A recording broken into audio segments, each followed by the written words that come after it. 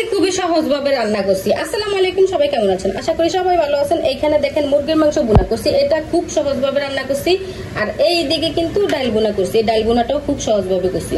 ডাল বোনা হচ্ছে যে পেঁয়াজ রসুন কুচিটা একটু বেশি দিছি, রসুন আর পেঁয়াজ কুচি দিয়ে হলুদ মরিচ লবণ তেল এগুলো কিন্তু একসাথে দিয়ে ভালো মতো মাইখা জুইকা পানি দিয়ে বসিয়ে দিছি, হয়ে গেছে ডাল বোনা। সহজ ভাবে হয়েছে না বলেন? আর এই দিকে কিন্তু মুরগির মাংসটা আমি আজকে তেলে ভাজি না, ফার্মের মুরগি কিন্তু বেশিরভাগই মানুষের তেলে ভাজা রান্না করে, আমি কিন্তু তেলে ভাজা রান্না করি না। আজকে ভাজা ছাড়া এগুলা কষিয়া রান্না করছি। পেঁয়াজ কুচি দিছি, তার মধ্যে মনে করেন পেঁয়াজ ভাজা হয়ে গেছে, গরম মশলা সাথে দিছি, পেঁয়াজ কুচি ভাজা হয়ে গেছে, আর আদা রসুন বাটা দিছি, তারপরে হচ্ছে যে জিরা বাটা দিছি, দিয়ে মশলাটা ভালোভাবে ভাজা করছি। ভাজা করার পরে একটু পানি দিয়ে হলুদ লবণ মরিচের গুঁড়া এগুলা কিন্তু পরিমাণ মতো দিয়ে দিছি, দিয়ে ভালোভাবে কষিয়া সাথে মাংসটা দিয়ে দিছি। এই ভাজা ছাড়া মাংসটা দিয়ে একটু পানি দিয়ে ভালো করে কষাইছি। কষানোর পরে হচ্ছে যায় ঝোল দিছি, মানে মাংসটা সিদ্ধ হওয়ার জন্য পরিমাণ মতো ঝোল দিছি।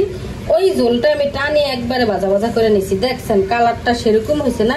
এটা কিন্তু আমি পুরাই ভাজা করছি। এই যে দেখেন তরকারির তেলটা কিন্তু একবারে উপরে বাইসা গেছে, দেখছেন। আর এভাবে ফার্মের মুরগি রান্না করলে কিন্তু আশা করি খুবই মজাদার হইব। আমরা এভাবে রান্না করি, আবার মাঝে মধ্যে আলু দেই, আলু দিলেও বেশি ঝোল রাখি না। ডাল বোনাটাও দেখছেন খুব সুন্দর হয়েছে। ডাল বোনা আমি অন্যান্য সময় করি, মানে ডালটা একবার আস্তে আস্তে থাকে শুকনো ওইরকম করি, মানে কষিয়া করি। আজকে কিন্তু মাইখা জুইকা করাইছি, তাড়াতাড়ি রান্না করছি। দেখছেন এই দুটো তরকারি কিন্তু খুবই তাড়াতাড়ি হয়ে গেছে, সহজ ভাবে হয়ে গেছিল। এই মুরগির মাংসের রেসিপি তো আমার চ্যানেলে অনেক আছে, সেজন্য আর রেসিপিটা দিই না। ওই দেখেন বাইরে কিরকম শব্দ হইতেছে। আজকের ভিডিওটা কিন্তু আমি খুবই ছোট করলাম।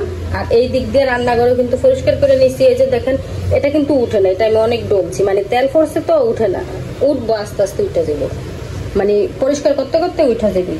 রান্নার শেষে প্রতিদিনই রান্নাঘর পরিষ্কার করতে হয়, এটা নতুন কিছু না। তো ভিডিওটা এখানেই শেষ করবো। সবাই ভালো থাকবেন, সুস্থ থাকবেন, আল্লাহ হাফেজ।